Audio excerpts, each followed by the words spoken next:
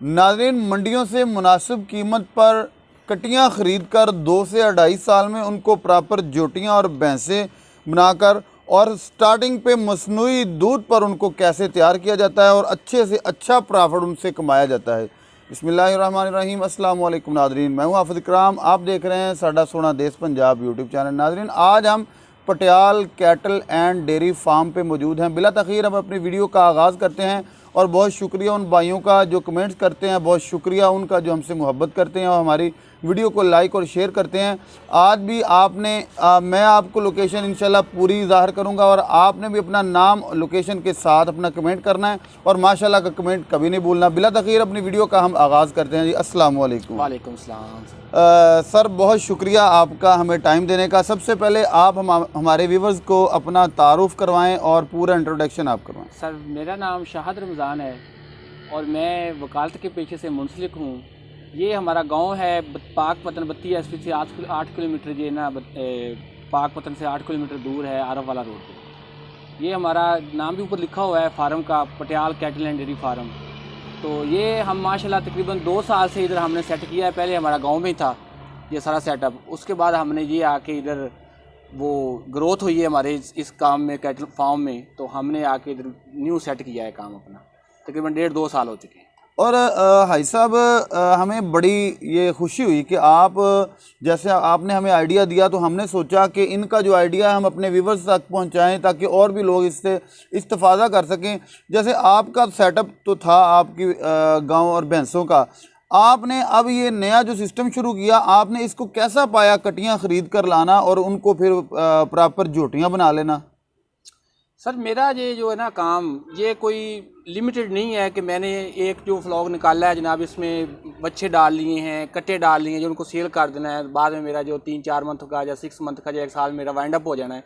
ये काम मैंने लेके इंशाल्लाह जो है ना अपनी नस्लों तक लेके चलना है। ये हमारा इरादा है, हमारा आइडिया है इस तरह से। तो हम इस हवाले से हम ये चाह रहे हैं कि क्यों ना हम जो है ना जो जिस तरह प्रॉपर वे से हम जो लोग करते हैं जिस तरह काम, हम भी वैसे ही करें। तो हमने जैसे वो बड़ी भैंस बनती है छोटे बच्चे से, इस तरह हमने छोटे बच्चे ख़रीदे हैं। ये कटियाँ हैं हम मुख्तलिफ मंडियों से लेते हैं।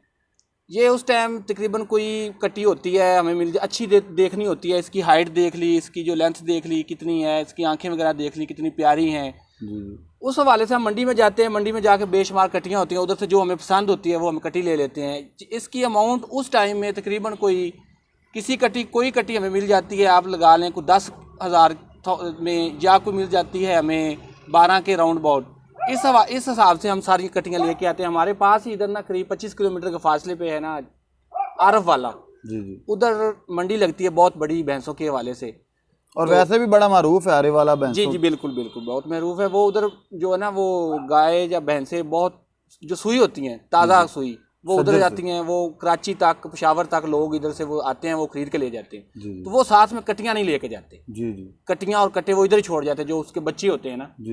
तो ये हम खरीद के लाते हैं। ये माशाल्लाह ये तकरीबन 6 माह की हैं, कोई 4 माह की हैं, कोई 5 माह की हैं। जो बड़ी हो गई हैं वो आगे चली गई हैं। वो पहला हमारा स्टेप उधर आता है जहाँ पे वो मिल्किंग नर्सरी है। वो नर्सरी है हमारी जी बिल्कुल। उधर सारा मिल्क होता है। ये हमारे पास ये ना फीडिंग के लिए ये फीडर होता है, जो फीड देने के लिए हम मिल्क देते हैं इनको भैंसों का ही। या गाय का जो मिल्क एक होता है मिल्क रिप्लेसर। हमारे पास अपना मिल्क है। ये हमारी गायें हैं बड़ी जो मिल्क देती हैं। आपकी ब्रीडर है? जी हाँ, ये हमारी ब्रीडर है।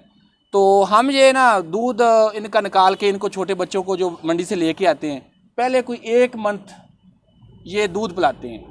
उसके साथ वो वंडा टाइप हमने बनाया है अपना ही, जिसमें मक्की है, चोकर है, खल बनौला है। वो हमने 3-4 चीज़ें मिक्स करने के बाद जो वो अपना खुद ही तैयार किया हुआ है। सर, इसमें अगर हमने 100 kg बनाना है ना, तो उसमें हम लगा लें कि जो मक्की की है वो हम कर लेते हैं 50 kg।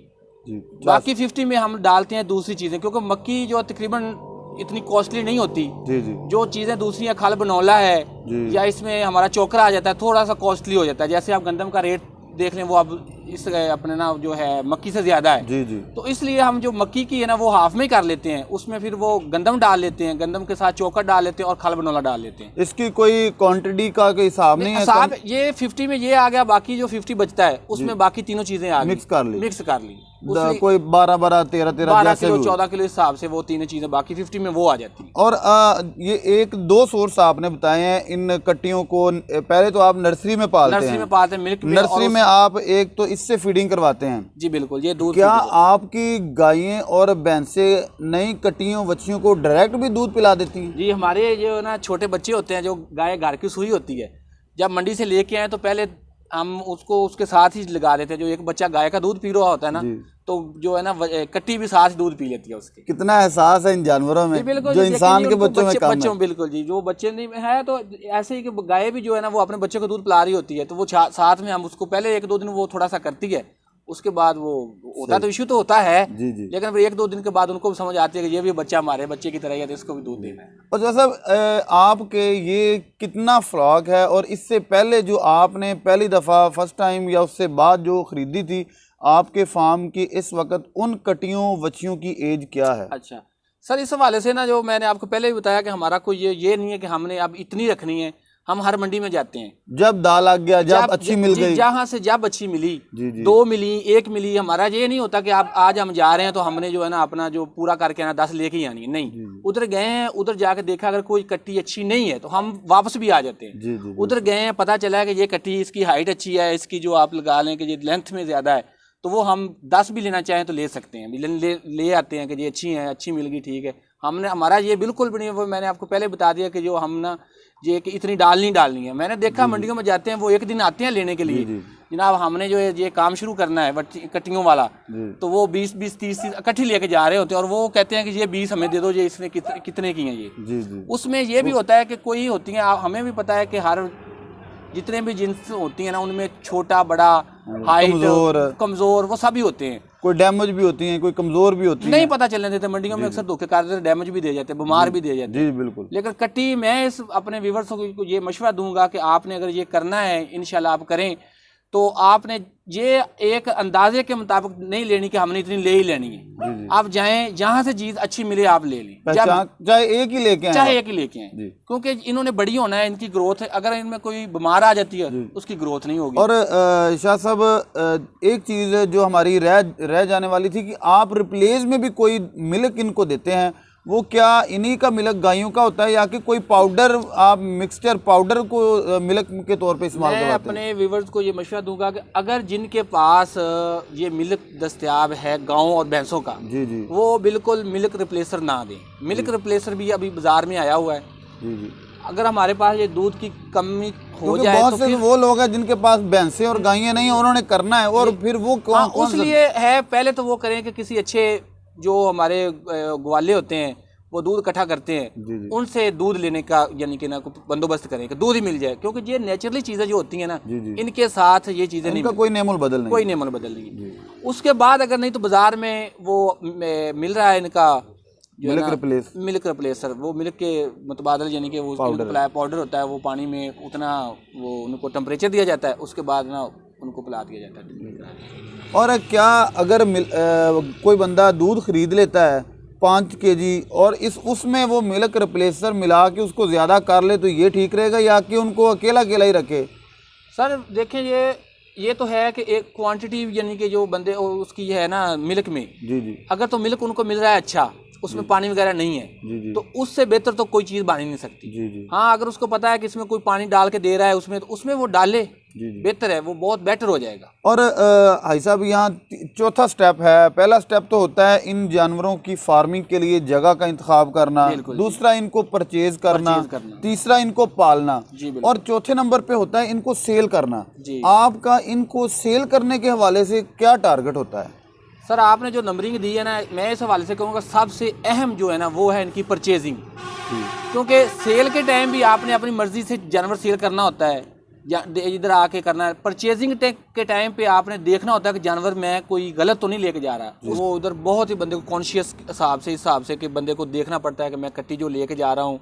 बार दफ़ा ना होती हैं कि उनको ना 2-3 दिन के होते हैं, मिल्क के हिसाब से वाह लगी होती है, जिसे हम कहते हैं ना, वो मैदे में परेशानी, पोटियाँ लगी होती हैं उस हवाले से, तो वो भी सेल कर रहे होते हैं, क्योंकि उनके जो सेल करने वाले होते हैं वो बहुत तेज़ होते हैं, उनका रोज़ का काम होता है, वो कट्टी को साफ जगह पे रखते हैं।